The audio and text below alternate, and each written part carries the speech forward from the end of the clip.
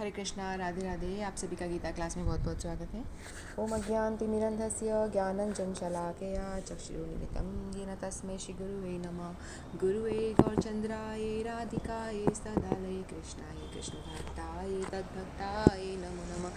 नमो विष्णुपादाय राधिकाय प्रियात्मने श्रीमद्भक्तिवेदांत नारायणीति नामिने श्रीकृष्णलीला कथने सुदाक्षं औदार्य माधुर्य गुणच्युतं वरं वरेण्यं पुरुषं महन्तं नारायणं तं शिरसा नमामि। श्रीचैतन्यमनोभीष्टं स्थापितं येन भूतले स्वयं रूपः कदा मह्यं ददाति स्वपदान्तिकम्। आजानुलम्बिभुजो कनकावदातो सङ्कीर्तनकपित्रो कन्वयताक्षो विशम्भरो द्विजवरो युगधरं पालो वन्दे जगत्प्रियकरो करुणावतारो। नमो महावदन्याय कृष्णप्रेमप्रदायते कृष्णाय कृष्णचैतन्यनाम्ने गौरद्विषे नमः। हे कृष्ण करुणा सिन्धो दीनबन्धो जगत्पते गोपेश गोपिकान्त श्रीराधाकान्त नमस्तुते। तत्कञ्चन गौराङ्गी राधे वृन्दावनेश्वरी वृषभानुसुतदेवी प्रणमामि हरिप्रिये।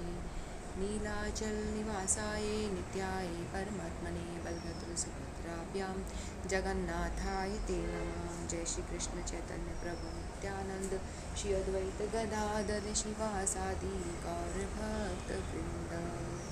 हरे कृष्ण कृष्ण कृष्ण हरे हरे, हरे राम राम राम हरे हरे।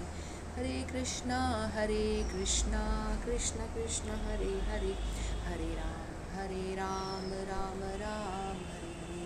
गोवर्धनधरं वन्दे गोपालं गोपरूपिणं गोकुलोत्सवेशानं गोविन्दं गोपिकाप्रियं। गोवर्धनधरं वन्दे गोपालं गोपरूपिणं गोकुलोत्सवेशानं गोविन्दं गोपिकाप्रियम्। अथ पञ्चदशोऽध्यायः। श्रीभगवानुवाच ऊर्ध्वमूलमधशाखम् अश्वत्थं प्राहुरव्ययं छन्दांसि यस्पर्णानि यस्तं वेद स वेदवित्।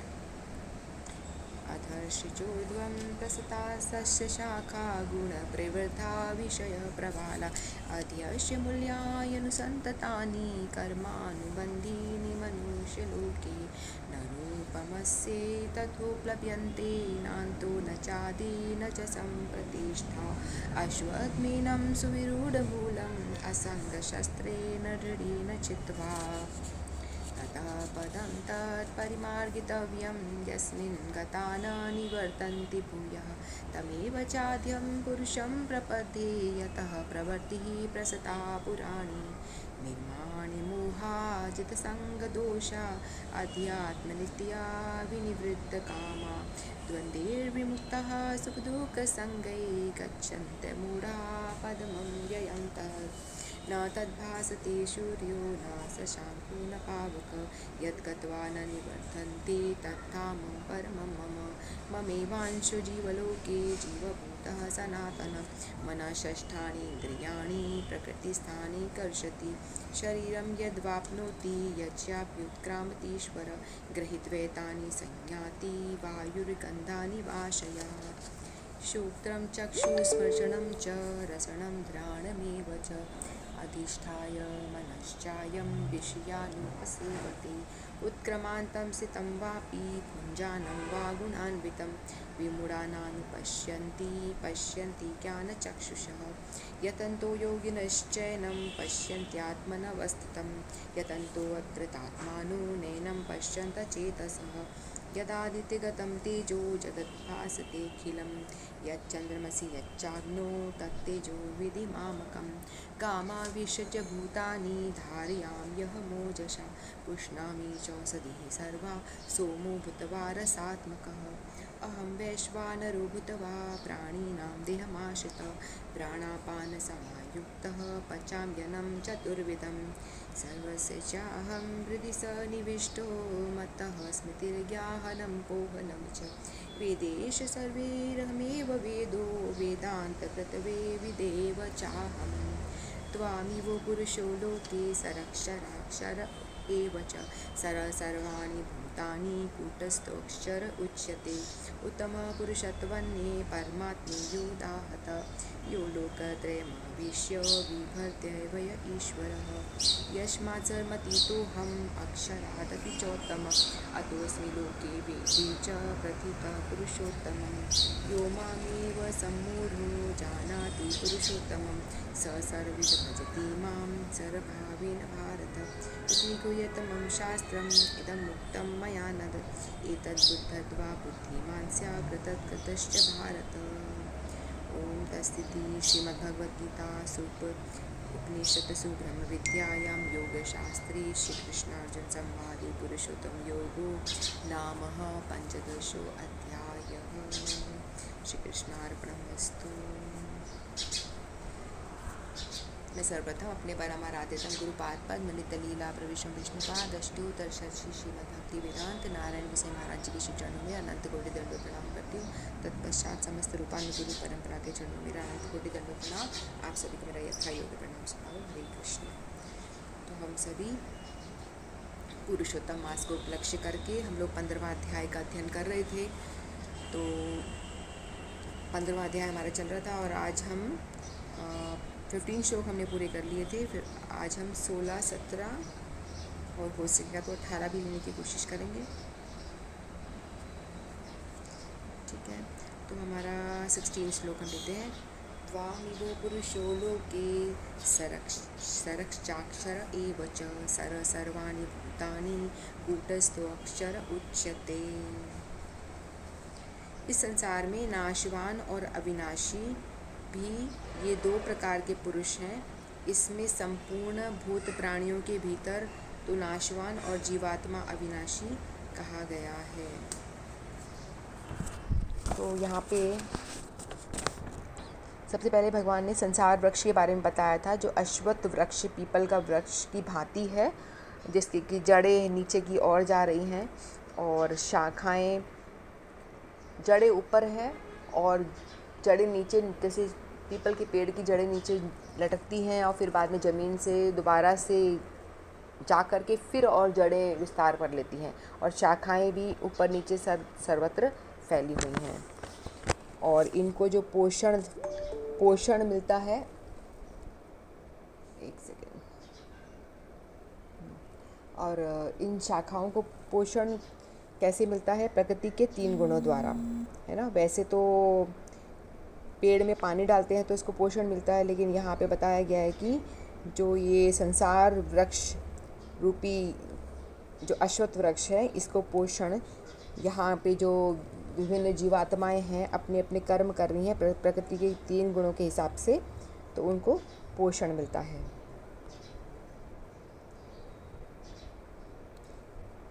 सृष्टि में 2 प्रकार के जीव हैं, क्षर और अक्षर।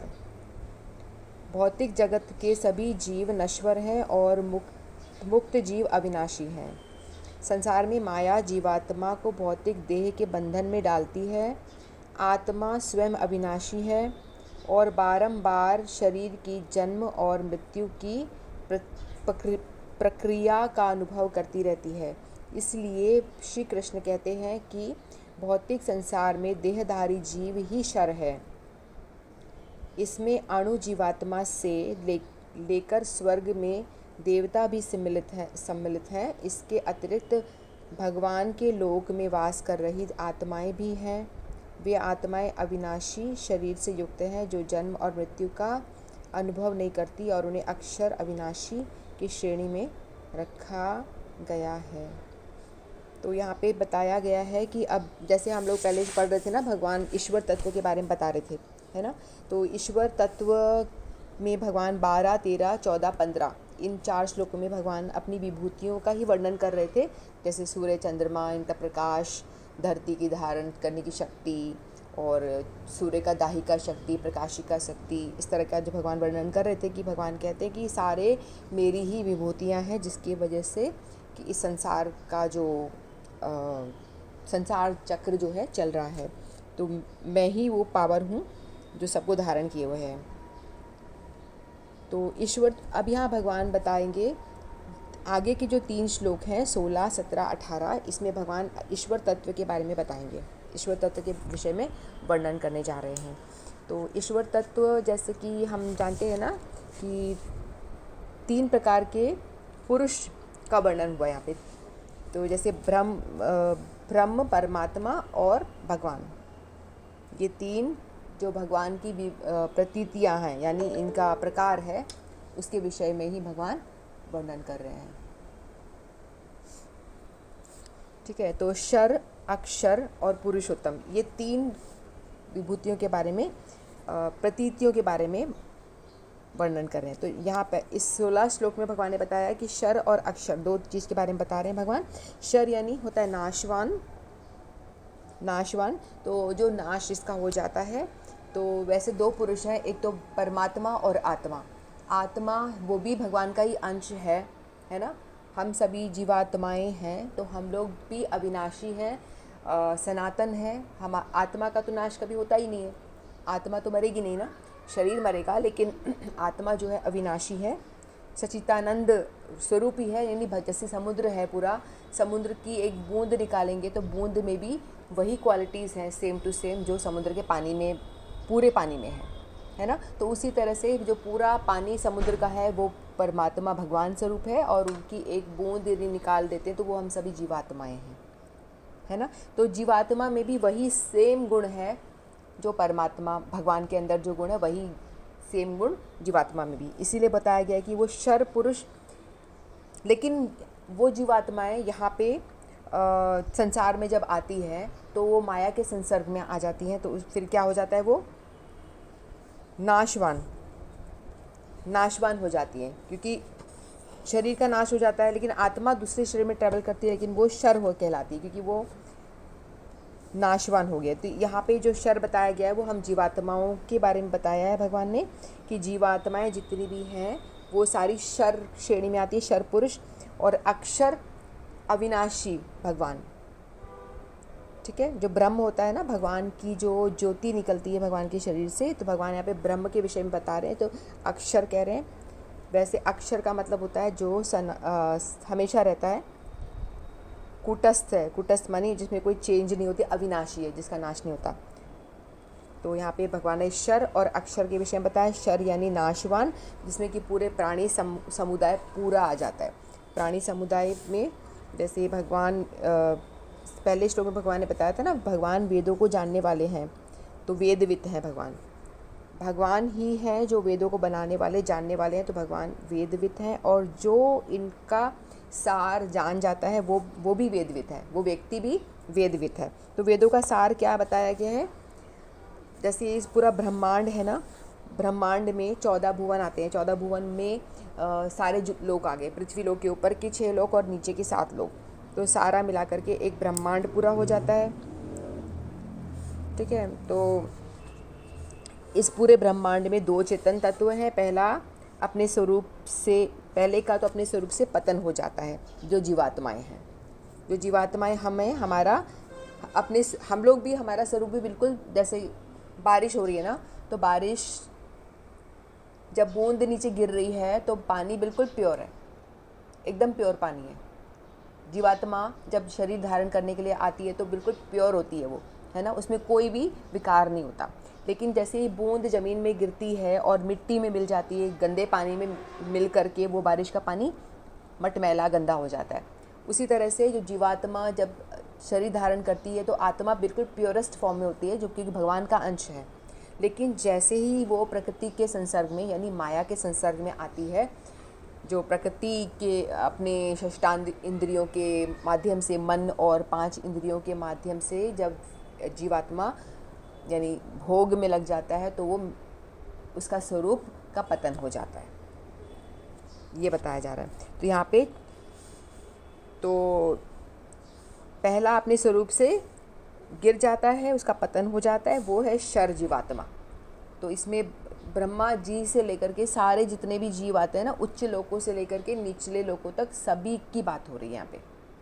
सारे जीवात्मा यानी प्राणी समुदाय, सारे प्राणी समुदाय, इसमें पेड़ पौधे, जीव जंतु, पशु पक्षी सब आ गए, देवता, गंधर्व, यक्ष, राक्षस और ब्रह्मा जी और सभी, यानी जितनी भी जीवात्माएं सारे आ गए। तो इनको शर भगवान ने इनको बताया शर श्रेणी में आते हैं, सारे शर पुरुष हैं। ठीक है, कि इनका जो चेतनता है इनका, उसका पतन हो गया है, और क्योंकि माया के संसर्ग में, प्रकृति के संसर्ग में जैसे ही वो आए हैं तो इनका नाशवान हो गए हैं, वो उनका स्वरूप का रूप बिगड़ गया है। फिर दूसरा, अपने स्वरूप से च्युत नहीं होता और वो अक्षर है। तो दूसरा जो है वो ब्रह्म भगवान के लिए बताया गया। ब्रह्म, उसका अपने स्वरूप से कभी भी पतन नहीं होता, वो बिल्कुल अपने स्वरूप को धारण किए रहते हैं। ठीक है, तो ये दो बताए इस यहाँ पे श्लोक में, एक शर है और एक अक्षर है। अक्षर यानी ब्रह्म माया के वश में होके अपने स्थान से गिरकर पतन हो जाता है और वो अपना सच्चिदानंद स्वरूप को भूल जाता है। जैसे हम जीवात्माएं हैं, हम लोग अपने आप को कभी ऐसे थोड़ी बोलते हैं कि मैं आत्मा हूँ, ऐसे थोड़ी बोलते हैं। हम अपने आप को अपनी आइडेंटिटी बताते हैं कि मैं एक स्त्री हूँ, मेरा नाम ये है। तो हम शरीर की जो आइडेंटिटी है उसी को ही बोलते हैं हम, है ना, वही हम उसी का ही वर्णन करते हैं, वही बताते हैं। कभी ऐसे नहीं बोलते हैं कि मैं आत्मा हूँ, शुद्ध आत्मा हूँ, ऐसा कौन बोलता है? क्योंकि हम अपने स्वरूप को भूल चुके हैं, माया के टच में आकर के अपने स्वरूप को हम भूल गए हैं, इसीलिए। लेकिन भगवान जो ब्रह्म बताया गया है ना, ब्रह्म भगवान की, देखो भगवान के 3 फॉर्म है ना, एक है ब्रह्म, परमात्मा और भगवान। भगवान को यहाँ पे पुरुषोत्तम बताया गया, शर, अक्षर, पुरुषोत्तम। शर, इस 3 के विषय में यहाँ पे बताया जा रहा है 16, 17, 18 इन 3 श्लोकों में। और भगवान की जो 3 प्रतीतियाँ होती हैं, ब्रह्म, परमात्मा और भगवान। तो 15 में था कि यहाँ भगवान श्री कृष्ण ने बताया था कि वे वेदों के द्वारा जानने योग्य और वेदों को जानने वाले भी वही हैं और जानने योग्य भी वही हैं। और 16 में यहाँ भगवान वेदों का सार 3 श्लोकों में वर्णन करने जा रहे हैं। इसको एक गीता भी कही जाती है, त्रिश्लोकी गीता भी कहते हैं, क्योंकि बहुत इंपॉर्टेंट है ना ये, इसलिए। तो शर और अक्षर के विषय में बताया। अक्षर कुटस्थ होता है, कुटस्थ का मतलब होता है जिसमें कि कोई चेंजेस नहीं होते, कभी भी उसके स्वरूप में कोई चेंज नहीं होता। शर मतलब 2 तरह से पतन होता है, जो पतित होने वाला और नाशवान। क्योंकि हम लोगों का तो पतन हो जाता है ना, हम शरीर, बॉडी बढ़ती है, फिर चेंजेस आते हैं, फिर धीरे धीरे नाश हो जाता है।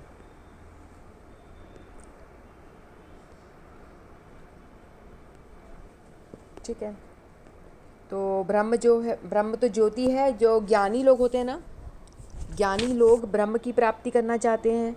ज्ञानी और योगी और भक्त, 3 तरह के भक्तों की भी 3 कैटेगरी है। जो ज्ञानी होते हैं, अपने ज्ञान के माध्यम से ब्रह्म में लीन होना चाहते हैं। ठीक है, तो ब्रह्म भगवान के शरीर से निकली हुई ज्योति, वो ब्रह्म है, तो वो भी अविनाशी है, उसका भी नाश नहीं हो सकता, क्योंकि भगवान के ही शरीर से निकल रहा है, तो वो भी अविनाशी है। ठीक है, और उसी तरह से योगी लोग क्या करते हैं, परमात्मा में लीन होना चाहते हैं, परमात्मा की खोज करते हैं, लीन ब्रह्म में होना चाहते हैं ज्ञानी लोग। ज्ञानी ब्रह्म में लीन होना चाहते हैं, हालांकि लीन हो नहीं पाते, वो वहाँ जा कर के रहते हैं कई सालों तक, हज़ारों सालों तक, फिर बाद में दोबारा से वो धरती पे जन्म लेते हैं। और योगी जो अष्टांग योग का पालन करते हैं, वो परमात्मा को प्राप्त करना चाहते हैं, अपने हृदय में अंतर्यामी हृदय में जो बैठे परमात्मा है। बताया गया कि अंगूठे के अंगुष्ठ जितना उनका स्वरूप है, अंगूठे जितना स्वरूप है, चतुर्भुज फॉर्म में वो ऐसे बताया जाता है उनका स्वरूप। तो वो उसका ध्यान करते हैं, चतुर्भुज फॉर्म विष्णु का। और जो भक्त हैं वो भगवान का ध्यान करते हैं, उनको ये आधी अधूरी बात नहीं करते वो, क्योंकि भगवान संपूर्ण फॉर्म है और उनकी जो प्रकाश फॉर्म है वो ब्रह्म है, जो ज्ञानी लोग पाना चाहते हैं। और परमात्मा उनका जो विष्णु फॉर्म है, 3 विष्णु के बारे में पढ़ा था ना, भगवान ने अपने ही सबसे पहला जो भगवान का अवतार होता है ना, वो है ब्रह्म, भगवान की ब्रह्म ज्योति। ठीक है, तो भगवान की 3 प्रतीतियाँ हैं ये। तो भगवान भगवत स्वरूप के विषय में बता रहे हैं यहाँ पे कि भगवान पहले पुरुष के अन्य शर, अक्षर, ये तीनों लोकों में प्रवेश कर सबका भरण पोषण करते। जो परमात्मा स्वरूप है ना, वो 3 विष्णु है ना, कारणोदकशाई विष्णु जो है, उनमें से अनंत ब्रह्मांड निकल रहे होते हैं। अनंत ब्रह्मांड निकलते हैं। तो अनंत ब्रह्मांड में से जो एक एक ब्रह्मांड के अंदर गर्भोदकशायी विष्णु प्रवेश करते हैं हर एक में, फिर उन गर्भोदकशायी विष्णु में से ब्रह्मा जी प्रकट होते हैं, है ना। तो ये जो 3 विष्णु है ये सारे भगवान से ही अंश हैं, भगवान से ही प्रकट हुए हैं। तो भगवान विष्णु भगवान के 1/4 पार्टी कह लो, मतलब इतना ही है, तो उसमें से प्रकट होते हैं। तो ब्रह्म भी जो है भगवान की ही अंग कांति है, ज्योति है, जिससे कि अनंत सूर्य प्रकाशित हो रहे हैं, चंद्रमा प्रकाशित हो रहे हैं। ब्रह्म ज्योति भगवान की सिर्फ ज्योति से, तो इसलिए जो भगवान की, इसको भी हम मतलब नाशवान नहीं कह सकते, क्योंकि भगवान से ही प्रकट हो रही है वो ज्योति, तो ये भी अविनाशी है, कूटस्थ है, ठीक है। तो इसका भी कभी भी नाश नहीं होता है।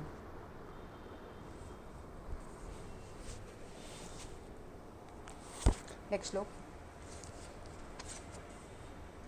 उत्तम पुरुषत्वन्ये परमात्मे युदाहता यो लोकत्रयमाविश्य बिभर्तैव ईश्वर। इन दोनों से उत्तम पुरुष तो अन्य है जो तीनों लोकों में प्रवेश करके सबका धारण पोषण करता है एवं अविनाशी परमेश्वर और परमात्मा इस प्रकार कहा गया है।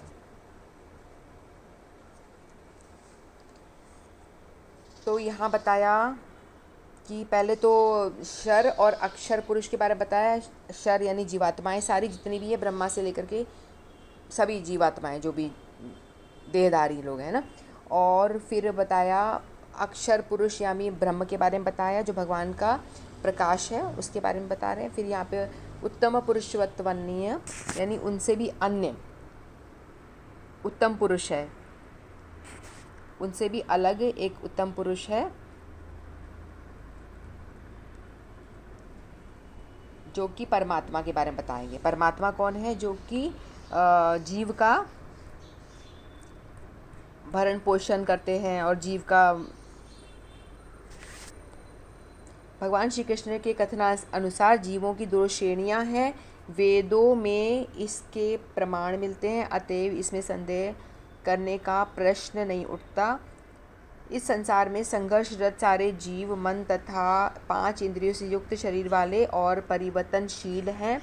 जब तक जीव बद्ध है तब तक उसका शरीर पदार्थ के संसर्ग से बदलता रहता है। जो शर पुरुष की बात हो रही है यहाँ पे, चूँकि पदार्थ बदलता रहता है इसलिए जीव बदलते प्रतीत होते हैं।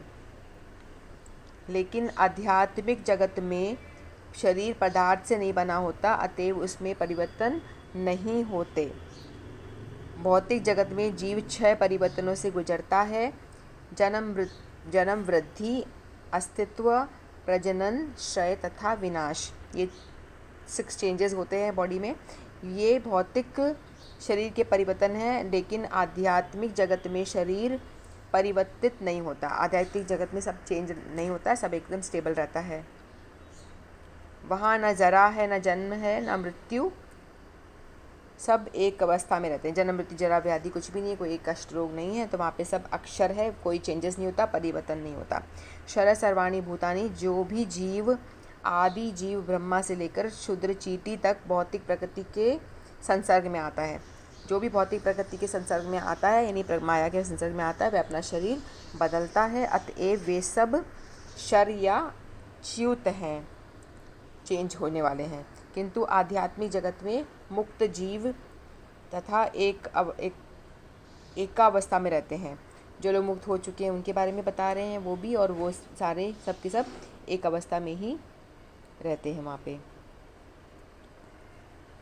फिर 17 का था कि इसके अतिरिक्त एक परम सर्वोच्च रास्ता है जो अक्षर परमात्मा है। वह तीनों लोकों के नियंता के रूप में प्रविष्ट होता है और सभी जीवों का पालन पोषण करता है। संसार और आत्मा का निरूपण करने के पश्चात जब श्री कृष्ण भगवान के संबंध में चर्चा करते हैं तो संसार तथा नश्वर और अविनाशी जीवों से परे है। शास्त्रों में उन्हें परमात्मा के नाम से पुकारा। एक सेकेंड।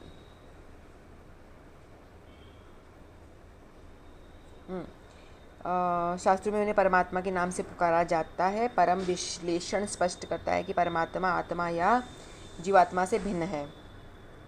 यह श्लोक इस अद्वैतवादी दार्शनिक का खंडन करता है जो जीवात्मा को ही परमात्मा मानते हैं। जीवात्मा अणु है और वह केवल अपनी देह में ही व्याप्त रहती है जीवात्मा, और उनकी जबकि परमात्मा विभु है। जीवात्मा जो है अपनी देह के बारे में ही जानता है, देह में ही रहता है। जो परमात्मा है वो समस्त देहधारी जितने भी पशु पक्षी जो भी हैं सभी के अंदर है, तो वो विभु यानी विशाल, बहुत बड़ा है ना। और वो परमात्मा स्वरूप में सबके हृदय में वास करते हैं और वे कर्मों का लेखा जोखा करते हैं और उचित अवसर पर उनका फल प्रदान करते हैं। तो परमात्मा है सभी हमारे शरीर में दो तोते बैठे हैं, है ना। जैसे एक तोता जो है वो है जीवात्मा खुद, और दूसरा तोता है परमात्मा यानी भगवान का जो अंश परमात्मा है वो। और वो क्या करता है, एक तोता तो फल खा रहा है, खट्टे मीठे फल को भोग कर रहा है, यानी अच्छे बुरे कर्मों का भोग कर रहा है, कभी सुख भोगता है कभी दुख भोगता है। लेकिन और दूसरा जो तोता है वो साक्षी की तरह बैठ के देख रहा है कि ये क्या कर रहा है ना। तो जो परमात्मा स्वरूप में जो दूसरा तोता है वो सिर्फ आपका लेखा जोखा करता है, देखता है कि आप कैसे कर्म कर रहे हो, अच्छे कर्म कर रहे हो, बुरे कर्म कर रहे हो, तो उसका लेखा जोखा करता है, तो वो परमात्मा है।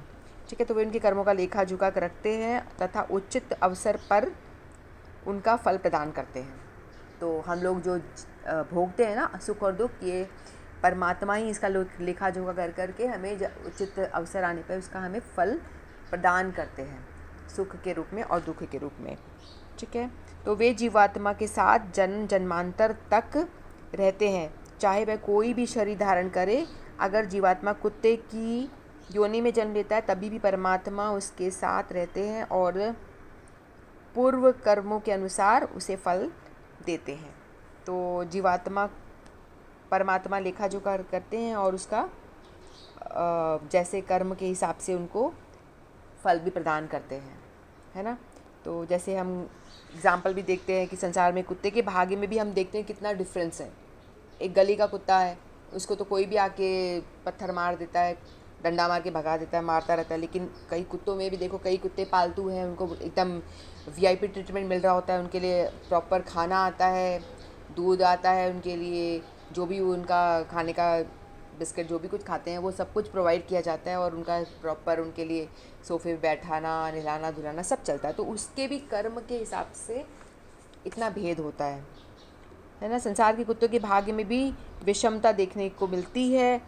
आवारा कुत्ते भारत में गलियों में नारकीय जीवन व्यतीत कर रहे होते हैं, जैसे नरक का भोग है उस तरह से जी रहे होते हैं।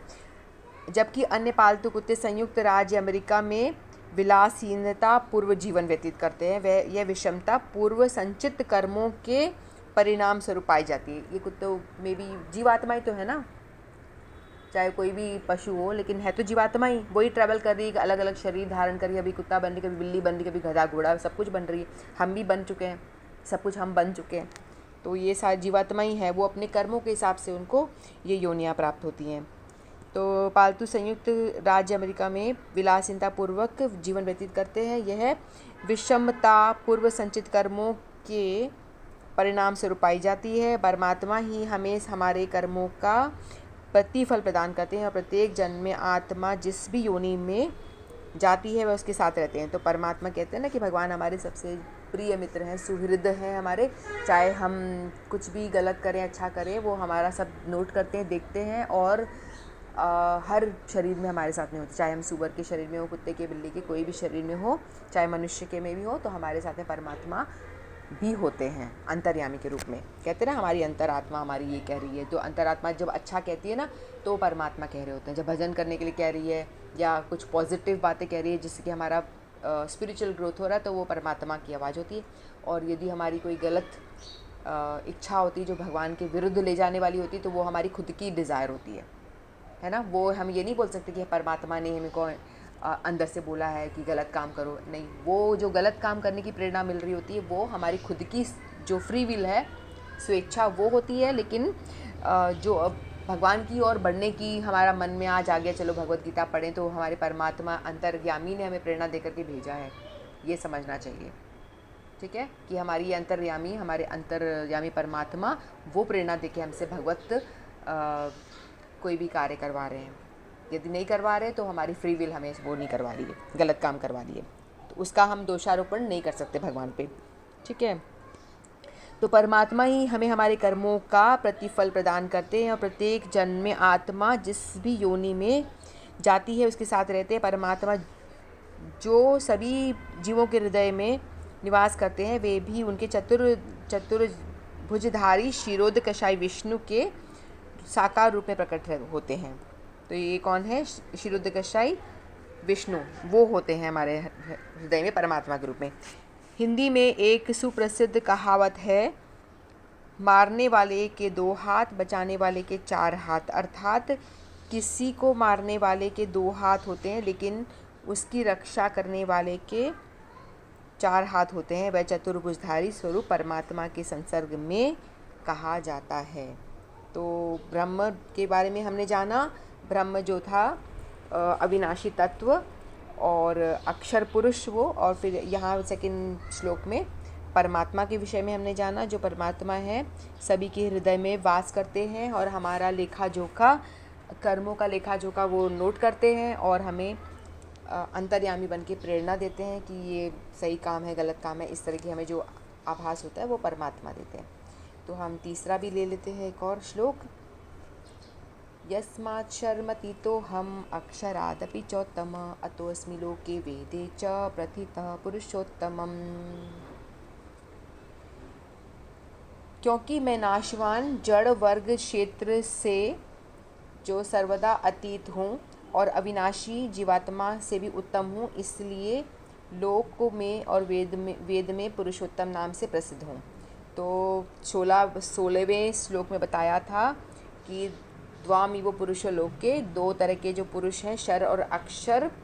तो शर है वो जीवात्माओं के बारे में बताया गया। जितनी भी जीवात्माएं हैं 14 भुवन में, जितनी भी जीवात्माएं, देवी देवता, ब्रह्मा जी और नरक में वास करने वाले वो भी सभी, और सभी के सब शर पुरुष कहलाते हैं क्योंकि वो नाशवान है। नाशवान इसलिए, हालांकि वो नाशवान नहीं है, उनका स्वरूप वो भूल गए हैं माया के संसर्ग में आके, इसीलिए नाशवान है। और दूसरे अक्षर पुरुष के बारे में बताया, वो कुटस्थ है। कुटस्थ का मतलब होता है, कुटस्थो अक्षर उच्यते, कुटस्थ का मतलब होता है जिसमें कि कोई चेंजेस नहीं होते हैं, परमानेंट रहते हैं वो। भगवान सच्चिदानंद है, परमानेंट है, हमेशा अविनाशी तत्व है, तो उसमें कोई भी चेंज नहीं होता है, इसलिए कुटस्थ बचाया गया। फिर दूसरे श्लोक में बताया परमात्मा स्वरूप के बारे में बताया, भगवान का परमात्मा स्वरूप जो सभी के हृदय में वास करता है। ठीक है। तो मैं नश्वर सांसारिक पदार्थों और यहाँ तक कि अविनाशी परमात्मा से भी परे हूँ, क्योंकि मैं वेदों और स्मृतियों दोनों में ही दिव्य परम पुरुष के रूप में विख्यात हूँ। पिछले कुछ श्लोकों में श्री कृष्ण ने विस्तार पूर्वक यह प्रकट किया था कि प्रकृति के सभी भव्य पदार्थ उनकी ही महिमा की अभिव्यक्तियाँ हैं। वे केवल दृश्य जगत का सृजन मात्र नहीं करते, वे माया शक्ति और दिव्य आत्माओं से परे हैं। यहाँ उन्होंने अपने स्वरूप को पुरुषोत्तम के रूप में अभिव्यक्त किया है। अब कोई यह संदेह कर सकता है कि श्री कृष्ण और परम सत्ता क्या एक ही है? ऐसे किसी भ्रम की संभावना को हटाने के लिए श्री कृष्ण इस श्लोक में स्वयं को उत्तम पुरुष एक वचन में प्रस्तुत करते हैं। आगे वे कहते हैं कि वेदों में भी इस प्रकार की उद्घोषणा की गई है। वेदों में बताया गया, कृष्ण एव परो देवस्तम ध्यायेत त्वं रसयेत त्वं ब्रजेत यम भजेत। तो उपनिषद में बताया कि भगवान श्री कृष्ण परम प्रभु हैं, उनका ध्यान करो, उनकी भक्ति में परम आनंद पाओ और उनकी आराधना करो। और पुनः वर्णन किया गया है, यो यसे परम ब्रह्म गोपालः। गोपाल तापिनिषद में बताया गया है कि गोपाल परम पुरुष हैं। अब कोई भगवान विष्णु, भगवान राम, भगवान शिव आदि की स्थिति के संबंध में पूछ सकता है, तो एक ही परम पुरुष के विभिन्न रूप हैं, वे सब भगवान की ही अभिव्यक्तियाँ हैं। तो यहाँ पे भगवान परम पुरुष के बारे में बता रहे हैं कि परम पुरुष जो नश्वर हैं, और परम पुरुष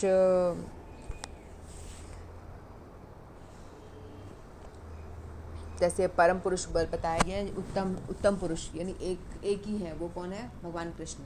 भगवान कृष्ण को ही भगवान पुरुषोत्तम बताया गया है, ठीक है। और समस्त पुरुषों में अन्य पुरुषोत्तम यानी सभी पुरुषों में उत्तम, जितने भी पुरुष हैं ना उन सब में उत्तम बताया गया। तो यहाँ पे 3 भगवान की जो प्रतीतियाँ बताई थी, ब्रह्म, परमात्मा और पुरुषोत्तम भगवान स्वयं। तो पुरुषोत्तम भगवान स्वयं जो भगवान भक्त होते हैं वो भगवान की ही पूजा करते हैं, यानी भगवान से निकली हुई जो ज्योति है उसकी पूजा करते हैं ज्ञानी लोग। और जो परमात्मा स्वरूप में हृदय में निवास करते हैं सभी के हृदय में, तो वो उनकी पूजा कौन करते हैं, उनको प्राप्त करना चाहते हैं, उनका ध्यान करना चाहते हैं योगी, अष्टांग योगी हैं वो लोग, ठीक है। और जो भक्त होते हैं वो भगवान को पूरे की ही पूजा करना चाहते हैं, बोलते हैं कि क्या भगवान की ज्योति की पूजा करनी, क्या भगवान को परमात्मा रूप में सबके हृदय में क्या ढूंढे, हम तो भगवान को संपूर्ण रूप से जो भगवान पूर्ण पुरुषोत्तम है हम उन्हीं की ही पूजा आराधना करेंगे, ठीक है। तो बताया गया है कि सभी शास्त्रों में, वेदों में, सब जगह इस भगवान की ही महिमा का वर्णन हुआ है। और यही बताया गया है कि सभी इसी निष्कर्ष पर पहुँचे हैं कि भगवान पुरुषोत्तम ही पूर्ण भगवान है, और वही कृष्ण, 2 भुज वाले कृष्ण हैं जो बांसुरी धारण करते हैं, पीताम्बर धारण करते हैं, मोर पंख लगाते हैं, वही पूर्ण पुरुषोत्तम भगवान है।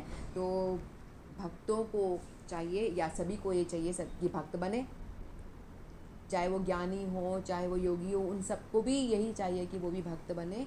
और यदि हम चाहते हैं कि भगवान के धाम जाएं और लौट के आना ना पड़े वहाँ से, करनी चाहिए, भगवान की पूजा करनी चाहिए, भगवान कृष्ण की ही आराधना करनी चाहिए, ठीक है। तो ये हमारा 18 श्लोक, 16, 17, 18, ये 3 श्लोक हमारा पूरा हुआ।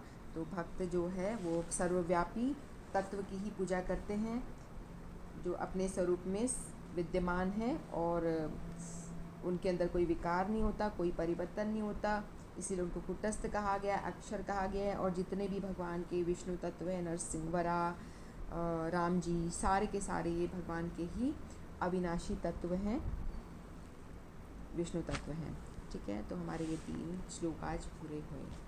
वाञ्छाकल्पतरुभ्यश्च कृपा सिन्धुभ्येव च पतितानां पावनेभ्यो वैष्णवेभ्यो नमो नमः। श्रीमद्भगवद्गीता की जय। आप सबकी जय। हरे कृष्ण।